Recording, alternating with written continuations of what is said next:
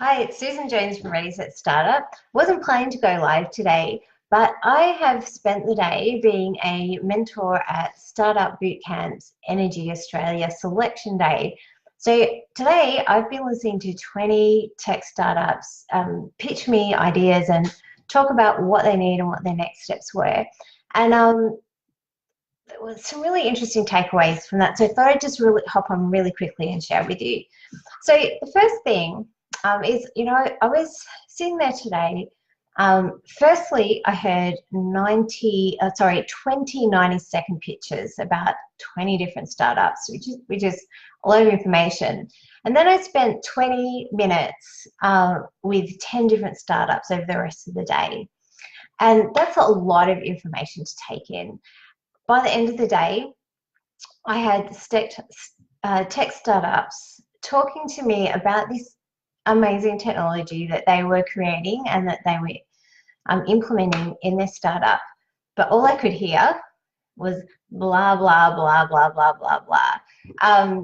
So I wanted to get on here and give tech founders a couple of really key points about communicating the value of your startup. And the first one is, as I've quite harshly put in the title of this live, no one cares about your tech. And that sounds really mean, but here's why. The reason why is that you're the expert in your tech, right? You know how it works. You've created the technology. Like literally no one else in the world knows more about this top technology than you do. So really that means everyone else is a lay person. And when you're communicating the technology to us, it's like if you don't know music and you go and talk to composers and they're talking about a whole lot of terms and stuff that you don't know about. You don't understand what they're talking about.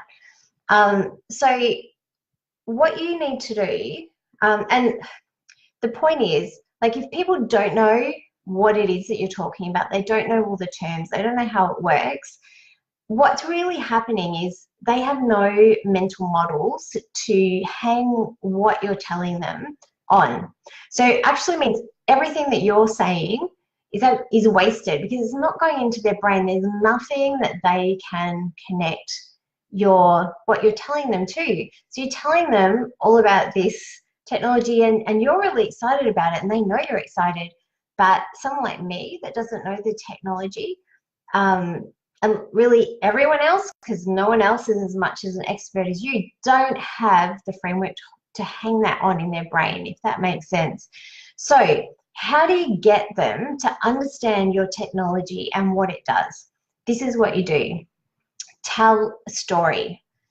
Tell a story first about how that technology works. What does it do in the real world? You really have to paint a picture for people. So for example, our technology makes your coffee maker talk to your fridge and send you a customized shopping list. So when you're at the supermarket, a notification comes up and it reminds you to buy milk, right?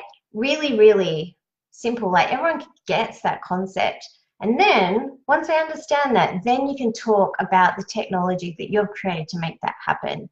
But until they have something to understand how it works and what problem it solves, it doesn't really matter what you say about the technology. They're not gonna go in.